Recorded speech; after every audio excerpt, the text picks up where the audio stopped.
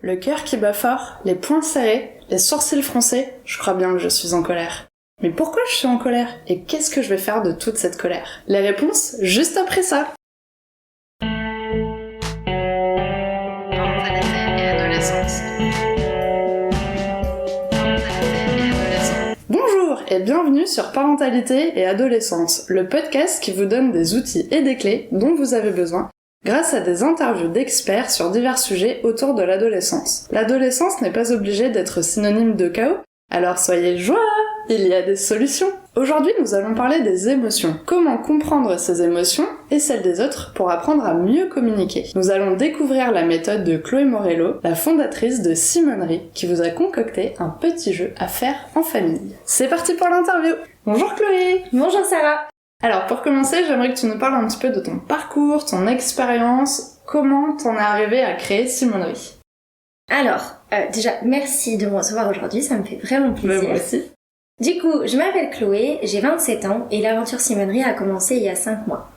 Après des études en management international et 4 années de commercial au sein d'un grand groupe de e-commerce français, j'ai décidé de prendre un virage professionnel et de tout quitter. En imaginant un projet qui me correspondrait, qui me permettrait d'être utile, en utilisant mes compétences, mes appétences et un projet où je me sentirais bien. Du coup, pour y parvenir, j'ai d'abord pris du temps. Du temps pour moi, du temps pour faire des recherches, pour faire une introspection, pour réfléchir, et du temps pour m'investir dans des projets associatifs qui seraient en lien avec le projet Simonerie et mes valeurs. D'accord. Donc dans un premier temps, j'ai rejoint la communauté des passeurs de bonheur de la Fabrique Spinoza, dans le cadre de leur projet bien-être à l'école, il y a maintenant 1 an et demi. Et en suivant, j'ai rejoint la communauté des Bat Heroes qui œuvrent pour le bien-être au travail à travers différents ateliers et événements sur Bordeaux. D'accord. Donc le projet Simonerie, j'ai eu envie de le développer suite à 2 expériences professionnelles qui a priori n'ont aucun lien, à savoir mes années d'animatrice en périscolaire, que j'ai eu plaisir à réaliser pendant mes études de management international. Donc c'était vraiment une très bonne expérience. Et la deuxième expérience qui m'a donné envie de monter ce projet, c'est mes années de commercial, qui ont été vraiment... ça n'avait pas forcément de rapport au début. Non, mais en fait elles ont été hautes en couleurs et il y avait beaucoup de liens entre ces deux expériences et j'ai appris beaucoup sur moi, sur la place de l'humain au sein de l'équipe et sur la complexité de comment évoluer au sein de l'entreprise. Et comme je suis vraiment passionnée par l'humain, en fait, c'était pour moi une évidence de me lancer dans Simonerie. Alors du coup, je vais te poser la fameuse question, mais qu'est-ce que c'est Simonerie? Alors, Simonerie, c'est des ateliers bien-être ludiques permettant de mieux se connaître, soi et l'autre, afin d'être bien dans ses baskets. D'accord. Donc, pour cela, j'imagine, réinvente et détourne divers jeux de société en jeux coopératifs, afin de favoriser la communication, l'échange en toute légèreté. Super. Donc, l'essence même de Simonerie, c'est éveiller les écoliers et accompagner les salariés en partageant mes connaissances en management et en communication dans la bonne humeur, avec ma créativité et en toute légèreté. C'est génial. On va pouvoir en savoir plus vers la fin de l'interview. Alors, je voulais te demander, qu'est-ce que ça veut dire pour toi comprendre ces émotions? Alors, déjà, une émotion, qu'est-ce que c'est? Une émotion, c'est une information. Ni plus ni moins. C'est notre corps qui nous envoie une information suite à un stimuli reçu de l'extérieur. Donc, une fois qu'on connaît ça, pour moi, comprendre ces émotions, ça passe par 3 piliers. Donc d'abord, savoir la nommer. Est-ce que je suis en colère? Est-ce que je suis triste? Est-ce que je suis contente? Ensuite, savoir identifier le ou les éléments déclencheurs. Par exemple, je suis en colère parce que mes parents ont trouvé que j'avais de mauvais résultats. Et en suivant, comprendre comment l'apprivoiser. Quand je suis en colère, je peux avoir par exemple envie de tout casser. Mais qu'est-ce que je fais de tout ça? Donc du coup, l'émotion, elle varie selon les situations, selon les individus, mais elle est universelle. C'est-à-dire que tout le monde ressent des émotions. Oui, après c'est juste que certains les ressentent différemment ou réagissent différemment face à certaines émotions. Exactement. Et la grosse différence qu'on trouve entre tous les individus, c'est la rapidité avec laquelle on va être capable de la gérer. Ouais. Oui, parce que c'est vrai qu'on parle souvent de bien gérer ses émotions, comment on réagit et tout ça, et effectivement, il faut avoir fait un petit travail sur soi pour arriver à gérer ces fameuses émotions. Exactement. Et du coup, je me demandais, sachant que tu aides les autres à comprendre leurs émotions, je suppose que t'as dû faire aussi ce travail sur toi. Et du coup, j'aimerais savoir quelle méthode tu as utilisée, comment tu as fait en fait pour apprendre à comprendre tes émotions et à gérer tes émotions du coup. Alors, pour moi, apprendre à comprendre ses émotions, c'est un peu le travail de toute une vie. Oui. Parce qu'il faut comprendre qu'on est en constante évolution, ce qui fait qu'on va devoir toujours s'adapter. La méthode qui va être utile hier, ce sera pas forcément la méthode qui va m'être utile aujourd'hui. D'accord. Donc partant de là, c'est important de se rendre compte qu'il n'y a pas une seule méthode qui fonctionne, ni pour moi, ni pour les autres. Ok. Donc par exemple, moi par moment, je vais avoir besoin d'extérioriser en faisant une activité sportive très intense. À d'autres moments, je vais juste avoir besoin d'être écoutée et je vais trouver du réconfort en échangeant avec ma famille. Et des fois, je sais pas pourquoi, mais je vais avoir besoin vraiment de calme. Donc je vais me tourner plutôt vers la méditation ou vers une promenade en nature avec mon chien. Voilà, j'ai vraiment tout un panel de méthodes.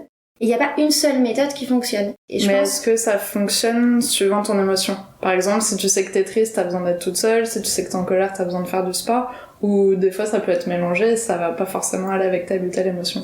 Alors, ça peut être mélangé. D'accord. C'est pour ça que c'est important de trouver la méthode qui sera le plus adaptée à mon humeur, mon état physique, moral, les événements de la journée, et vraiment sans jugement. C'est-à-dire que, comme tu disais, moi, hier, par exemple, j'étais triste.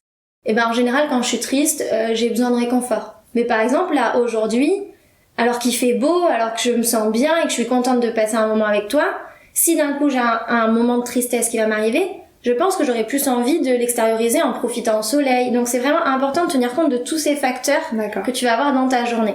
On a vu, donc t'as réussi à comprendre un petit peu tes émotions et donc à analyser un petit peu tout ça. Et donc, ce que j'aimerais savoir, c'est qu'est-ce que ça a changé dans ta vie, dans tes relations, de comprendre tes émotions et du coup peut-être de mieux aussi analyser les émotions des autres. Ça a changé plusieurs choses, mais de manière générale, je pense que ça m'a rendue plus attentive. D'accord. Dans un premier temps, je dirais que ça m'a rendue plus attentive envers moi, mes émotions, mes besoins, mes envies. Ça m'a rendue plus douce aussi envers moi-même, c'est-à-dire... plus tolérante. Ouais, plus tolérante, être capable d'accueillir l'émotion avec moins de dureté, moins de jugement, parce que parfois quand on ressent des émotions agréables ou désagréables, on n'a pas la même réaction. Et après, ça m'a permis d'améliorer complètement ma relation à l'autre, puisqu'en étant plus attentive à mon fonctionnement, ça m'a permis d'être plus attentive au fonctionnement de l'autre et du coup, d'être plus disponible pour être plus à l'écoute. Donc en fait, je pense que pour moi, travailler sur ses émotions, c'est un levier très intéressant pour apprendre à se connaître de manière générale. Se connaître soi-même et connaître l'autre. Parce que tant qu'on n'a pas appris ça, on peut pas nous demander d'interagir avec l'autre finalement, puisqu'on a du mal après à capter le fonctionnement de l'autre et ce qui est bon pour toi n'est pas bon pour moi. Et face à une même situation, toi ça peut te rendre en colère et moi ça peut me rendre triste. Donc c'est ça qui est important. Donc je dirais que de manière générale, je suis plus attentive et plus tolérante vis-à-vis de moi et de l'autre, et je pense que ça fait vraiment du bien, et c'est vraiment un cercle vertueux. Donc pour toi, en fait, ça serait un peu comprendre ses émotions et comprendre celles des autres, c'est un peu la base, la clé pour avoir des relations humaines, quoi. Pour moi, ça permet de faciliter les relations humaines. Ouais. Alors, maintenant, on va rentrer peut-être un petit peu plus dans le concret, mais comment tu arrives à faire comprendre aux autres leurs émotions à travers le jeu? Comment ça se passe? Alors, je n'aide pas les autres à comprendre leurs émotions par le jeu, mais j'utilise les émotions dans mes jeux pour permettre aux gens de se comprendre. Donc, il y a une nuance. Pour cela, je disais au tout début, j'utilise plein de jeux de société, que j'utilise tel quel, que je réinvente, que je détourne, j'en imagine certains. Mais la grande particularité, c'est que ces jeux deviennent des jeux coopératifs. D'accord. Et par ce biais-là, ça me permet de créer un climat léger et qui va me permettre d'aborder des thématiques plus personnelles sans être intrusive, sans confrontation directe et ainsi avec plus de légèreté. Donc déjà, ça crée un climat de confiance qui va permettre le lâcher-prise et donc l'apparition des émotions. D'accord. Le fait que les jeux soient coopératifs, ça permet aussi qu'il n'y ait pas cette sensation de compétition. Oui, parce qu'en général, quand on joue à des jeux de société, typiquement le Monopoly, ça peut très mal se passer. Exactement. T'as beaucoup justement, t'as envie d'avancer vite dans le jeu, et puis d'un coup, les gens se mettent un peu en colère, parce que Il y a aussi le côté tu perds de l'argent, t'arrives à faire des maisons, il y en a certains qui tombent ou pas sur tes cases, et c'est un jeu qui peut être très très frustrant à la longue. Il peut être frustrant, il y en a certains qui vont être en colère, il y en a qui vont être excités, et c'est là, c'est ce que j'aime en fait dans le jeu, c'est que ça fait ressortir chez nous toutes nos différences en fait. Donc du coup moi cette partie-là, elle me fait vibrer parce que je trouve que c'est génial. On peut montrer les différences de comportement face à une même situation sans créer de conflit. Et du coup, comment t'arrives à ne pas créer ce fameux conflit dans le jeu de société? Justement, en faisant le jeu coopératif. D'accord. Puisque du coup, c'est pas deux équipes qui s'affrontent, mais c'est une même équipe qui va relever un challenge ensemble. Et lorsqu'ils vont avoir des difficultés, comme par exemple dans mon atelier Jane comme jouons avec nos émotions. Et non comme Tarzan. Du coup, dans cet atelier-là, par exemple, j'ai revisité une des étapes du Time's Up. Ouais. Et chaque jeu délivre un enseignement. D'accord. Donc non seulement ils vont jouer ensemble pour arriver à un but commun, mais en plus à la fin, quand on va relever ensemble les différences de réaction, et ça va nous donner une clé pour permettre de mieux avancer en tant que groupe. D'accord. Je sais pas en fait, si c'est un petit peu... je sais pas s'il y en a qui vont reconnaître un petit peu ça, mais ça t'avance et tu crées le jeu d'une sorte que ça soit un peu comme une quête. Ouais. Et à la fin, du coup, vous faites un petit débrief de ce qui s'est passé pour justement que eux-mêmes arrivent à prendre du recul sur leurs émotions, pourquoi ils ont réagi comme ça, et du coup, tu les mets un peu en situation pour qu'ils puissent du coup comprendre ce qui s'est passé et du coup arriver à mieux analyser après à l'extérieur sans toi. S'ils se retrouvent un peu dans des situations où ils ressentent ces émotions-là. T'as tout compris. Sauf que l'analyse, elle vient pas à la fin de l'atelier, mais à la fin de chaque mini-jeu. D'accord. Puisque l'enchaînement des jeux, il a été pensé pour à chaque fois favoriser le lâcher-prise, la cohésion et la bonne humeur. Donc du coup, chaque petit jeu apporte quelque chose. C'est pas aussi long qu'une quête. Une quête d'une heure et demie, 2 heures. Voilà. Ok. Alors, du coup, maintenant qu'on a un petit peu parlé de ce jeu, est-ce que tu pourrais nous proposer un jeu que les auditeurs puissent réaliser chez eux, une sorte de mini-jeu pour qu'ils puissent avoir un petit extrait de ce qui pourrait se passer avec toi? Tout à fait. Alors là, j'ai décidé de vous proposer un jeu que j'utilise pas dans mes ateliers, mais un jeu qui pourrait être vraiment adapté à la famille. Okay. Et c'est un mini-jeu adapté d'un jeu de société que j'aime beaucoup qui s'appelle Feelings, qui permet aux familles de mieux se connaître par les émotions. Ah bah, donc je trouvais qu'on était complètement dans le thème. D'accord. Je t'invite à aller voir, il est vraiment très sympa. Et alors ce que je vous propose, c'est face à une situation donnée, de deviner l'émotion de votre partenaire et la vôtre. Je m'explique. Génial. Par exemple, mes parents m'ont autorisé à faire une fête à la maison. Lorsqu'ils rentrent, mon chien est déguisé avec le chemisier de ma sœur. Comment je réagis et comment vont réagir mes parents? Donc là, j'ai un panel de cartes émotions que je vais vous mettre à disposition. Ce sont des cartes que j'ai trouvées sur internet et que j'utilise pendant mes ateliers. D'accord. Et donc le but du jeu, c'est de se dire, en famille, on va rédiger 3 cartes situations par participant, en s'inspirant des situations qu'on peut vivre au quotidien au sein de la famille. Et du coup, en suivant, on va utiliser ces cartes émotions et on va jouer. On va deviner. Donc moi, par exemple, face à cette situation-là, j'aurais ressenti de la joie parce que je trouve que c'est hyper drôle. Oui. Mais potentiellement, mon père, en rentrant à la maison, je pense qu'il aurait été vraiment en colère parce qu'il se serait dit... Qu'est-ce qui s'est passé? Je peux pas lui faire confiance. Donc du coup, c'est ce petit jeu que je vous propose. Donc je vais vous mettre à disposition les cartes que j'utilise. D'accord. Qui n'ont pas été réalisées par moi, mais qui sont vraiment très très chouettes. Bah du coup, je mettrai le lien dans la description de la vidéo et de l'épisode. Carrément.